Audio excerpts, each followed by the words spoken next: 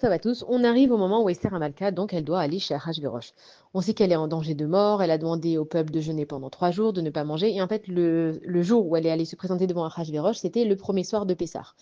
Et elle a dit à Mordechai, voilà, tu vas dire, rassemble tous les Juifs, dis-leur qu'ils prient pour moi.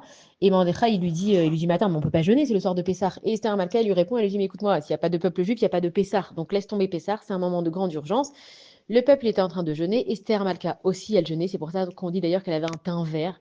Et encore une fois, c'était une beauté exceptionnelle et magnifique. C'est Akadosh Baruch Hu qui lui donnait la beauté. Et donc, elle arrive comme ça, elle se présente et elle sait très bien ce qui va se passer. Elle peut mettre sa vie en danger. Maintenant, c'est vrai qu'elle a décidé, Vecha Asher Avadeti Avadeti, si elle doit périr, elle va périr, mais elle veut quand même réussir.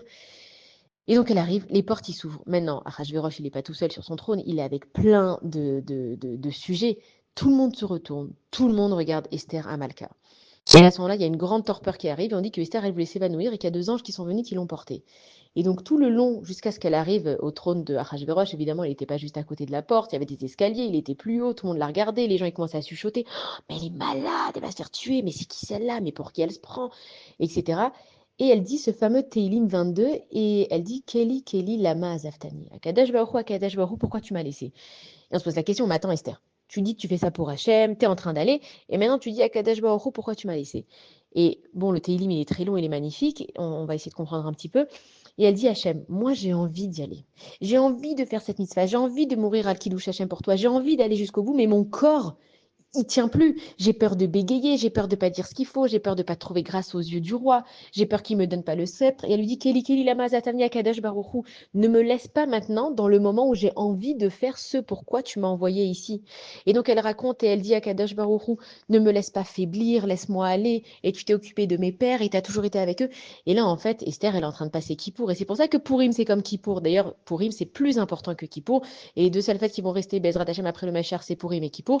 Et là, elle est vraiment en train de faire sa mission sur Terre. Et elle est en train de prier de toutes ses forces. Elle ignore complètement la réalité qu'il y a autour d'elle. Et nous, c'est quelque chose dans notre vie qu'on a du mal à faire.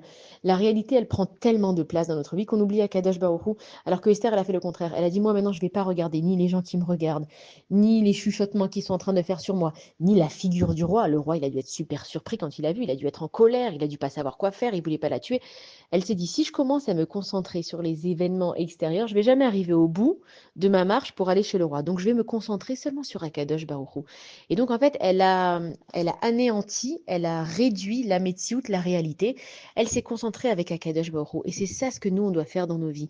Quand on a des épreuves qui sont dures, quand on ne comprend pas ce qu'on doit faire, comment on doit le faire, et que ce médecin, il a dit que c'est impossible, et que ce boss, il a dit qu'on n'aura jamais plus d'argent, et que ce mari, il a dit que ça va se passer comme ça, et que ce professeur, peu importe ce qu'on nous dit, toutes ces choses de la réalité, le Hamas qui nous dit que jamais, toutes ces choses-là, elles nous pourrissent l'esprit. C'est Aman dans nos têtes, c'est le serpent qui vient dans nos têtes et il est en train de nous dire on va jamais y arriver et c'est pas possible et il y a une réalité qui est là et 1 + 1 ça fait 2 et tu n'y arriveras jamais et tu vois que maintenant tu n'as pas de travail et tu vois que maintenant ça fait des années que tu cherches un chidour et tu l'as toujours pas trouvé et maintenant tu es vieille et maintenant toutes ces choses-là, c'est des mauvaises pensées qui nous pourrissent l'esprit et on n'arrive pas à se concentrer vraiment avec Akadosh Baruch Hu de qu'est-ce qui nous envoie.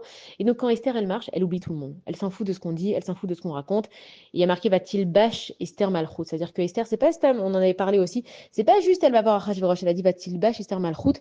Elle s'habille avec la Malchut. On sait que la Shrina de Akadosh Baruch Hu, elle est considérée comme la Malchut. Rachel Imenu, elle fait référence à la Malchut. Ça veut dire que Akadosh Baruch Hu, c'est le masculin enfin, Akadosh Baruch Hu, il représente le masculin, la Shrina, elle représente le féminin, et on dit les Shem Yichud, Kutsha Beriché ou Kutsha Berichu ou Shrinte.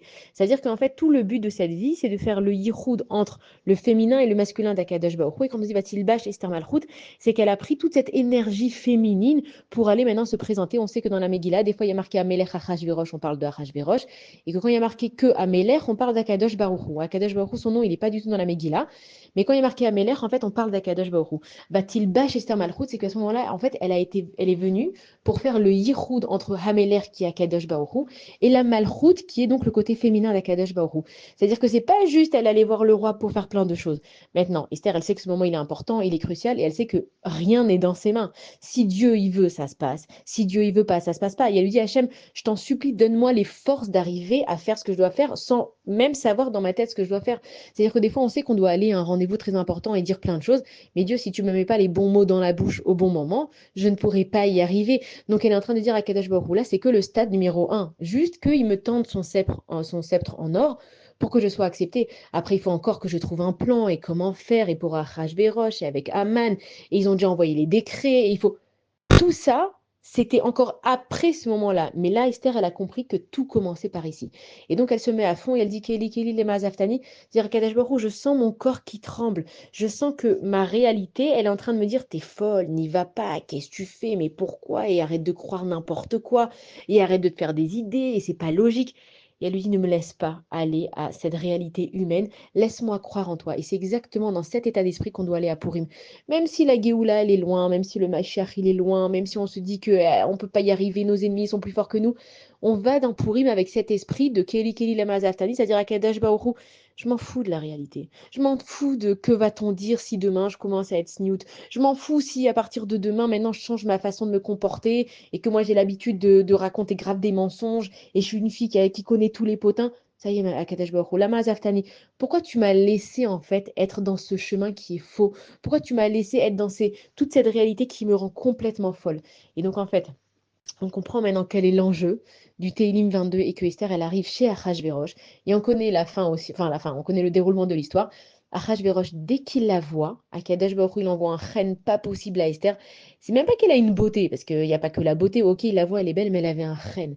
Ça veut dire que quand il l'a vu, il lui a dit, mais ma reine, qu'est-ce que tu veux? Atretia Malchut. Pourquoi il lui dit Atretia Malchut et pas tout le royaume? Pourquoi il la limite? Parce qu'en fait, inconsciemment, puisque c'est Akadosh Baruch Hu qui parle à travers Hameler, Atratia Malchut, ça veut dire si je te donne tout, je reconstruis le Beth Amikdash. Et c'était pas encore le moment, il fallait attendre Ezra à Sofer, etc. Donc il lui a dit à Esther, Atratia Malchut. Il lui met déjà dans la tête, écoute Esther, ne me demande pas maintenant, tout de suite, là, le Mashiach, de vous sauver, etc. Atratia Malchut, qu'est-ce que tu veux pour maintenant? Et ça aussi, il faut savoir que nous, on prie pour plein de choses dans le monde. C'est Akadosh Baruch Hu qui a ses plans. Et donc, Achashverosh, il lui tend le sceptre d'or et il lui dit, ma reine, qu'est-ce que tu veux? Et elle était belle parce qu'elle a trouvé grâce à ses yeux. Et ça, c'est Akadosh Baruch Hu qui donne la réussite. C'est pas parce que tu as fait des études que tu vas réussir. Ça ne veut pas dire qu'il faut pas en faire. C'est pas parce que tu es très bon dans ta tête et en mathématiques que tu vas réussir. Ça ne veut pas dire qu'il faut être bête non plus. Mais ce qu'il faut se rappeler toujours, c'est que toute la réussite de chaque chose, que ce soit au niveau de la santé, au niveau mental, au niveau professionnel, peu importe, c'est Akadosh Baruch Hu qui donne le chen. Bezrat Hashem, la suite demain.